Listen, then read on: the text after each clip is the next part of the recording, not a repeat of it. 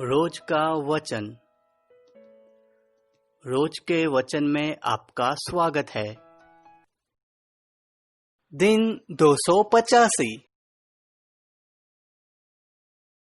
इस्राएल के परमेश्वर यहोवा ने मुझसे यो कहा कि मेरे हाथ से इस जलजलाहट के दाखमधु का कटोरा लेकर उन सब जातियों को पिला दे जिनके पास मैं तुझे भेजता हूं, और वे पीकर उस तलवार के कारण जो मैं उनके बीच में चलाऊंगा लड़खड़ाएंगे और बावले हो जाएंगे। सो मैंने यहोवा के हाथ से वह कटोरा लेकर उन सब जातियों को पिला दिया जिनके पास यहोवा ने मुझे भेजा, अर्थात यरूशलेम और यहूदा के और नगरों के निवासियों को और उनके राजाओं और हकीमों को पिलाया, ताकि उनका देश उजाड़ हो जाए और लोग ताली बजाए और उसकी उपमा देकर शाप दिया करे, जैसा आजकल होता है। और मिस्र के राजा फिरौन और उसके कर्मचारियों, हाकिमों और सारी प्रजा को और सब दोगले मनुष्यों की जातियों को और उस देश के सब राजाओं को और पलिश्तियों के देश के सब राजाओं को और अश्कलोन, अज्जा और एक्रोन के और अश्दोद के बचे हुए लोगों को और एदोनियों, मोआबियों और अम्मोनियों को और सारे के सारे राजाओं को और सिदोन के सब राजाओं को और समुद्र के पार के देशों के राजाओं को, फिर ददानियों, तेमाइयों और बुजियों को और जितने अपने गाल के बालों को मुंडा डालते हैं उन सबों को भी, और अरब के सब राजाओं को और जंगल में रहने वाले दोनले मनुष्य के सब राजाओं को और जिमरी, एलाम और मादै के सब राजाओं को और क्या निकट क्या दूर के उत्तर दिशा के सब राजाओं को एक संग पिलाया। निदान धरती भर पर रहने वाले जगत के राज्यों के सब लोगों को मैंने पिलाया, और इन सब के पीछे शेशक के राजा को भी पीना पड़ेगा।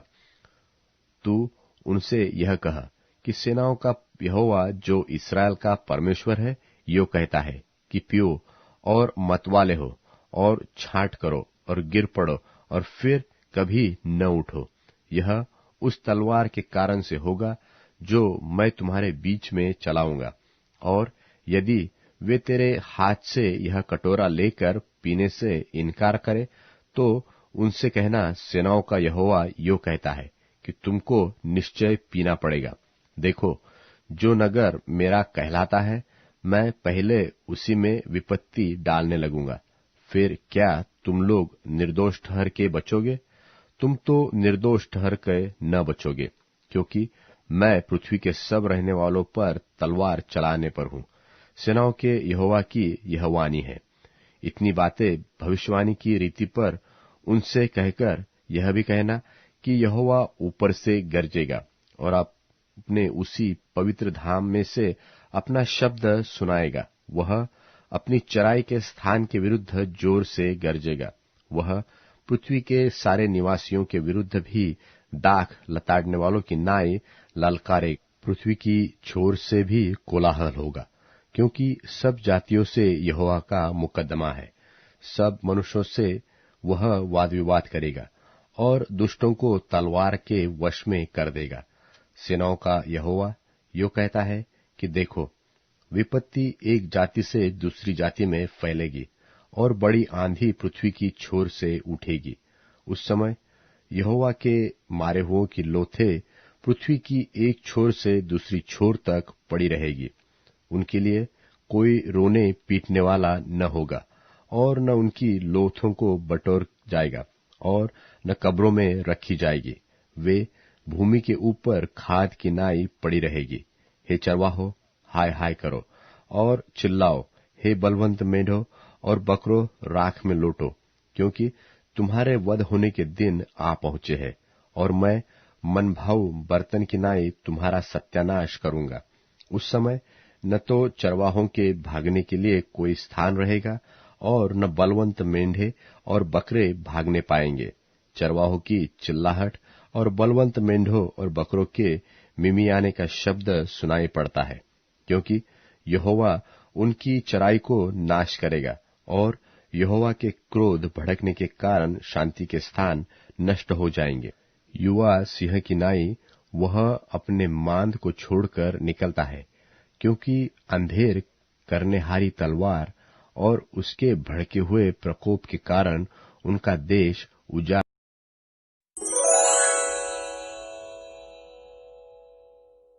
यिर्मयाह भविष्यवक्ता की पुस्तक अध्याय 26। यिर्मयाह भविष्यवक्ता की पुस्तक अध्याय 26।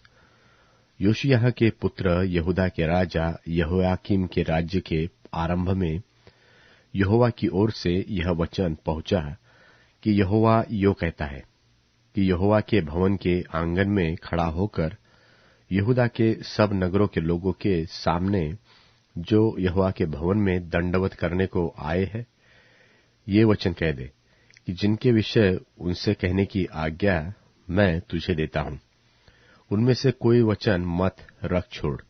संभव है कि वे सुनकर अपनी बुरी चाल से फिरे, और मैं उनकी उस हानि से जो उनके बुरे कामों के कारण करने की कल्पना करता हूं पछताऊंगा।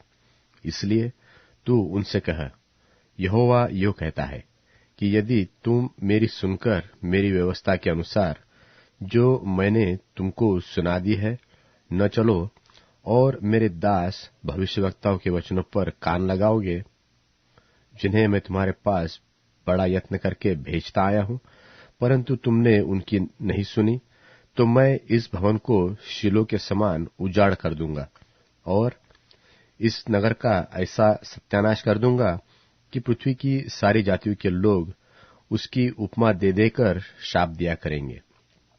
जब यिर्मयाह ने ये वचन यहोवा के भवन में कहे, तब याजक और भविष्यवक्ता और सब साधारण लोग सुन रहे थे। और जब यिर्मयाह सब कुछ जिसे सारी प्रजा से कहने की आज्ञा यहोवा ने दी थी कह चुका, तब याजकों और भविष्यवक्ताओं और साधारण लोगों ने यह कहकर उसको पकड़ लिया कि निश्चय तेरा प्राण दंड होगा। तूने यहोवा के नाम से क्यों यह भविष्यवाणी की कि यह भवन शीलो के समान उजाड़ हो जाएगा और यह नगर ऐसा उजड़ेगा कि उसमें कोई न रह सकेगा। इतना कहकर सब साधारण लोगों ने यहोवा के भवन में यिर्मयाह के विरुद्ध भीड़ लगाई। यह बातें सुनकर यहूदा के हाकिम राजा के भवन से यहोवा के भवन में चढ़ गए और उसके नए फाटक पर बैठ गए। तब याजकों और भविष्यवक्ताओं ने हाकिमों और सब लोगों से कहा, यह मनुष्य प्राणदंड के योग्य है, क्योंकि इसने इस नगर के विरुद्ध ऐसी भविष्यवाणी की है कि जिसे तुम भी अपने कानों से सुन चुके हो। तब यिर्मयाह ने सब हाकिमों और सब लोगों से कहा, जो वचन तुमने सुने हैं उसे यहोवा ही ने मुझे इस भवन और इस नगर के विरुद्ध भविष्यवाणी की रीति पर कहने के लिए भेज दिया है। इसलिए अब अपना चाल चलन और अपने काम सुधारो और अपने परमेश्वर यहोवा की बात मानो। तब यहोवा उस विपत्ति के विषय में जिसकी चर्चा उसने तुमसे की है पछताएगा। देखो, मैं तुम्हारे वश में हूं। जो कुछ तुम्हारी दृष्टि में भला और ठीक हो वही मेरे साथ करो, पर यह निश्चय जानो कि यदि तुम मुझे मार डालोगे तो अपने को और इस नगर को और इसके निवासियों को निर्दोष के हत्यारे बनाओगे, क्योंकि सचमुच यहोवा ने मुझे तुम्हारे पास ये सब वचन सुनाने के लिए भेजा है। हाकिमों और सब लोगों ने याजकों और नबियों से कहा, यह मनुष्य प्राणदंड के योग्य नहीं, क्योंकि उसने हमारे परमेश्वर यहोवा के नाम से हमसे कहा है। और देश के पुरनियों में से कितनों ने उठकर प्रजा की सारी मंडली से कहा, यहूदा के राजा हिजकिय्याह के दिनों में मोर सेती मिकायाह भविष्यवाणी करता था। उसने यहूदा के सारे लोगों से कहा, सेनाओं का यहोवा यो कहता है कि सिय्योन जोत कर खेत बनाया जाएगा और यरूशलेम खंडहर हो जाएगा और भवन वाला पर्वत जंगली स्थान हो जाएगा। क्या यहूदा के राजा हिजकिय्याह ने वा किसी यहूदी ने उसको कहीं मरवा डाला? क्या उस राजा ने यहोवा का भय न माना और उससे विनती न की, और तब यहोवा ने जो विपत्ति उन पर डालने के लिए कहा था, उसके विषय क्या वह न पछताया? ऐसा करके हम अपने प्राणों की बड़ी हानि करेंगे। फिर शमायाह का पुत्र उरियह नाम किर्यत्यारीम का एक पुरुष यहोवा के नाम से भविष्यवाणी करता था, और उसने भी इस नगर और इस देश के विरुद्ध ठीक ऐसी ही भविष्यवाणी की जैसी यिर्मयाह ने अभी की है। और जब यहोयाकीम राजा और उसके सब वीरों और सब हाकिमों ने उसके वचन सुने, तब राजा ने उसे मरवा डालने का यत्न किया, और उरिय्याह यह सुनकर डर के मारे मिस्र को भाग गया। तब यहोयाकीम राजा ने मिस्र को लोग भेजे, अर्थात अकबोर के पुत्र एलनातान को कितने और पुरुषों के समेत मिस्र को भेजा, और वे उरिय्याह को मिस्र से निकालकर यहोयाकीम राजा के पास ले आए, और उसने उसे तलवार से मरवाकर उसकी लोथ को साधारण लोगों की कब्रों में फेंक दिया। परंतु शापान का पुत्र अहीकाम यिर्मयाह का सहायता करने लगा, और वह लोगों के वश में वध के लिए नहीं दिया गया।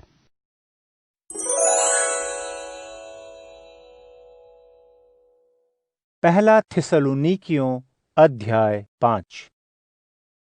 हे भाइयों बहनों, इसकी जरूरत नहीं कि समयों और युगों के विषय में तुम्हें कुछ सिखाया जाए, क्योंकि तुम आप ठीक जानते हो कि जैसे रात को चोर आता है, वैसे ही प्रभु का दिन आने वाला है। जब लोग कहते होंगे कि कुशल है और कुछ डर नहीं, तब उन पर अचानक विनाश आ पड़ेगा। जैसे गर्भवती स्त्री पर अचानक प्रसव की पीड़ा आती है, वैसे ही उनके लिए भी दर्द का समय आएगा और वे किसी रीति से न बचेंगे। परंतु तुम तो अज्ञानता और बुराई में नहीं हो कि वो दिन तुम पर चोर की तरह आ पड़े, क्योंकि तुम सब ज्योति की संतान और दिन की संतान हो। हम न रात के हैं न अंधकार के हैं। इसलिए हम दूसरों के समान सोते न रहें, पर जागते और सावधान रहें। क्योंकि जो सोते हैं वे रात ही को सोते हैं, और जो मतवाले होते हैं वे रात ही को मतवाले होते हैं।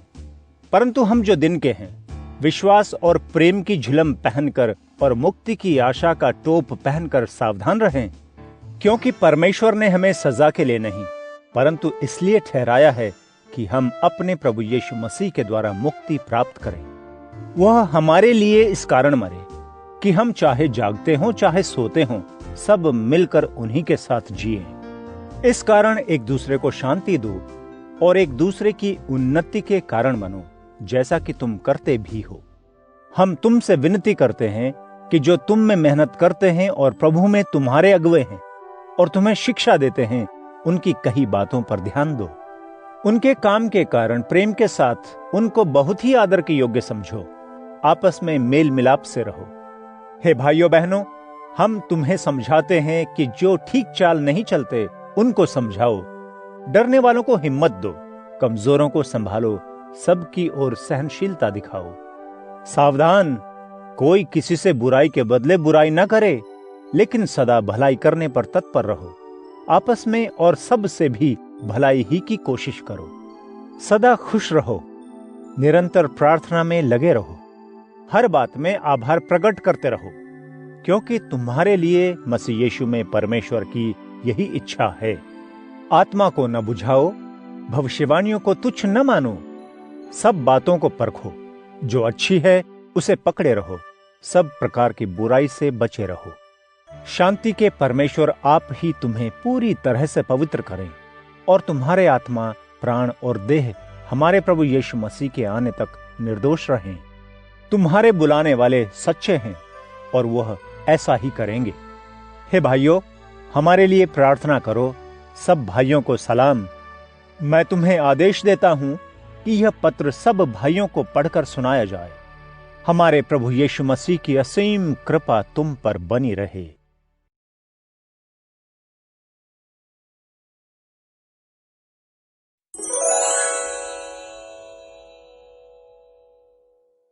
प्रभु, अपने सेवक का उपकार कर कि मैं जीवित रहूं और तेरे वचन का पालन कर सकूं।